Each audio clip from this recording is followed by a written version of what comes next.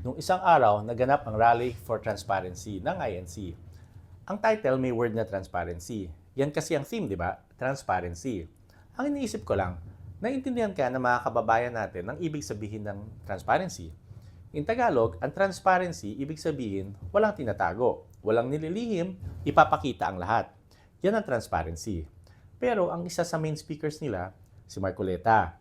Si Marcoleta na sa harap ng camera, proud pang inamin na nagsinungaling siya sa kanyang sose. Proud na tinago niya ang pangalan ng mga donors niya kasi daw pakiusap at may utang na loob siya sa kanila. In other words, proud si Marcoleta na hindi siya transparent. Pero kung totoo nga habol ay transparency, ang unang-unang dapat niyang ginawa ay i-reveal ang donors niya.